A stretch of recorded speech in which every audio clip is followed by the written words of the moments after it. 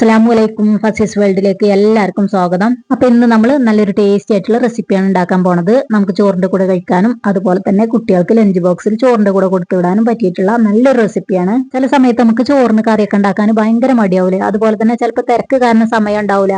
അപ്പൊ അങ്ങനെയുള്ള സമയത്തൊക്കെ നമുക്ക് പെട്ടെന്ന് ഉണ്ടാക്കിയെടുക്കാൻ പറ്റിയിട്ടുള്ള നല്ല ടേസ്റ്റി ആയിട്ടുള്ള ഒരു ഐറ്റം ആണിത്.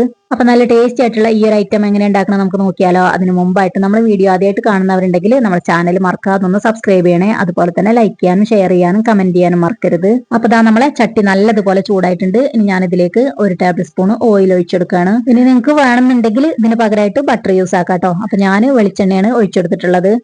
അപ്പൊ ഓയിൽ നല്ലതുപോലെ ചൂടായിട്ടുണ്ട് കേട്ടോ. ഇനി ഞാൻ ഇതിലേക്ക് 1 ടേബിൾ സ്പൂൺ ഇഞ്ചി വെളുത്തുള്ളി പേസ്റ്റ് ഇട്ട് കൊടുക്കുകയാണ്. ഇനി ഇത് നല്ലതുപോലെ ഒന്ന് മിക്സ് ചെയ്ത് കൊടുക്കുക കേട്ടോ. ഇതിന്റെ പച്ചച്ചൊവയൊക്കെ ഉണ്ടല്ലോ, അതൊക്കെ ഒന്ന് മാറി വരുന്നത് വരെ നല്ലതുപോലെ ഒന്ന് മിക്സ് ചെയ്ത് കൊടുക്കുക. ഇപ്പൊ ഇതാ ഏകദേശം ഇതിന്റെ പച്ച ടേസ്റ്റ് ഒക്കെ ഒന്ന് മാറി വന്നിട്ടുണ്ട്. ഇനി ഇതിലേക്ക് ഞാൻ ഒരു 2 സവാള കട്ട് ചെയ്തത് ചേർത്ത് കൊടുക്കുകയാണ്. നല്ല വലിപ്പമുള്ള 2 സവാളയാണ് കേട്ടോ ഞാൻ എടുത്തിട്ടുള്ളത്. അതുപോലെ തന്നെ വലിയൊരു തക്കാളി കട്ട് ചെയ്തിട്ട് അതും കൂടെ ഇതിലേക്ക് ഇട്ട് കൊടുക്കുകയാണ്. പിന്നെ അതാ ഒരു പച്ചമുളക് കട്ട് ചെയ്തിട്ട് അതും കൂടെ ഇതിലേക്ക് ഇട്ട് കൊടുക്കുന്നുണ്ട്. ഇനി ഇത് നല്ലതുപോലെ ഒന്ന് മിക്സ് ചെയ്ത് കൊടുക്കുക കേട്ടോ. നല്ലതുപോലെ മിക്സ് ചെയ്ത് കൊടുത്തിട്ട് നമുക്ക് ഇതിലേക്ക് കുറച്ച് മസാലപ്പൊടികൾ ചേർത്ത് കൊടുക്കാനുണ്ട്. അപ്പൊ ഞാനിത് നല്ലതുപോലെ ഒന്ന് മിക്സ് ചെയ്തെടുത്തിട്ടുണ്ട്. ഇനി ഇതിലേക്ക് ഞാൻ 1 ടീസ്പൂൺ മുളക് പൊടി ചേർത്ത് കൊടുക്കുകയാണ്. പിന്നെ അതാ ഒരു 1/4 ടീസ്പൂൺ മഞ്ഞൾപ്പൊടി കൂടെ ഇതിലേക്ക് ഇട്ട് കൊടുക്കുന്നുണ്ട്. അതുപോലെ തന്നെ ഒരു 1/4 ടീസ്പൂൺ ഗരം മസാല പൊടിച്ചതും ഇതിലേക്ക് ആവശ്യമായിട്ടുള്ള ഉപ്പും കൂടെ ചേർത്ത് കൊടുത്തിട്ട് ഇത് നല്ലതുപോലെ ഒന്ന് മിക്സ് ചെയ്തെടുക്കുക കേട്ടോ. അപ്പൊ ഈ ഒരു സമയത്ത് നമ്മൾ ഉപ്പും അതുപോലെ തന്നെ എരിവൊക്കെ ഒന്ന് ടേസ്റ്റ് ചെയ്ത് നോക്കട്ടോ. നമുക്ക് കൂടുതലായിട്ട് എരിവ് വേണമെന്നുണ്ടെങ്കിൽ കൂടുതൽ പച്ചമുളകും അതുപോലെ തന്നെ മുളക് പൊടിയൊക്കെ ചേർത്ത് കൊടുത്താൽ മതി. കുട്ടികൾക്ക് ലഞ്ച് ബോക്സിൽ കൊടുത്തു വിടാനാണെങ്കിൽ അത്ര എരിവൊന്നും ചേർക്കണ്ട കേട്ടോ. അപ്പൊ ഞാനിത് നല്ലതുപോലെ ഒന്ന് മിക്സ് ചെയ്തെടുത്തിട്ടുണ്ട്. ഇനി നമുക്കിത് അടച്ചു വെച്ചിട്ടാണ് വേവിച്ചെടുക്കേണ്ടത്. ഒരു ലോ ഫ്ലെയിമിൽ ഇട്ടിട്ട് 10 മിനിറ്റ് വേവിച്ചെടുത്താൽ മതി. പിന്നെ ഇടക്കിടക്ക് നമ്മൾ ഇതിന്റെ മൂടി ഒന്ന് തുറന്നിട്ട് നല്ലതുപോലെ ഒന്ന് മിക്സ് ചെയ്ത് കൊടുക്കാൻ മറക്കരുത് കേട്ടോ.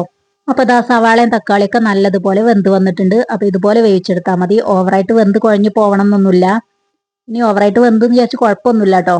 അപ്പൊ ഈ ഒരു വേവിന് അത് കൂടുതൽ ടേസ്റ്റ് എന്നിട്ട് എനിക്ക് തോന്നിയിട്ടുള്ളത്. അപ്പൊ ഇത്ര മതി കേട്ടോ. ഇനി ഇതിലേക്ക് ഞാൻ കുറച്ച് മല്ലിയില ഇട്ട് കൊടുക്കുകയാണ്. നല്ല ടേസ്റ്റി ആയിട്ടുള്ള ഒരു റെസിപ്പി ആയിട്ട് നമ്മൾ ഇവിടെ ഉണ്ടാക്കിക്കൊണ്ടിരിക്കുന്നത്. അപ്പൊ എല്ലാവരും വീഡിയോ സ്കിപ്പ് ചെയ്യാതെ കാണട്ടോ. കുട്ടികൾക്കൊക്കെ ചോറിന്റെ കൂടെ സ്കൂളിലൊക്കെ കൊടുത്തു വിടാൻ പറ്റിയിട്ടുള്ള നല്ലൊരു ഐറ്റം ആണിത്. അപ്പൊ ഞാനിത് ഇടക്കിടക്ക് ഉണ്ടാക്കി കൊടുക്കാറുണ്ട് കേട്ടോ കുട്ടികൾക്ക്. അവര് സ്കൂൾക്ക് കൊണ്ടുപോകാറുണ്ട്. അവർക്ക് നല്ല ഇഷ്ടമാണ്. ഇനി ഇതൊന്ന് മാറ്റി വെച്ചിട്ട് ഞാനിത് അതുപോലെ ഒരു ദോശച്ചട്ടി അടുപ്പിൽ വെച്ചിട്ടുണ്ട്. അതിലേക്ക് കുറച്ച് ഓയിലൊന്ന് സ്പ്രെഡ് ചെയ്ത് കൊടുക്കുകയാണ്. അപ്പൊ ഈ ഒരു സമയത്ത് നമ്മൾ 2 മുട്ട എടുത്തിട്ട് അതൊരു ബൗളിലേക്ക് പൊട്ടിച്ചൊഴിച്ചെടുത്തിട്ട് നല്ലതുപോലെ ഒന്ന് മിക്സ് ചെയ്ത് വെക്കുക കേട്ടോ. ചട്ടി നല്ലതുപോലെ ചൂടായിട്ടുണ്ട്. ഇനി മിക്സ് ചെയ്ത് വെച്ചിട്ടുള്ള മുട്ട ഇതിലേക്ക് ഒഴിച്ചു കൊടുക്കുകയാണ്.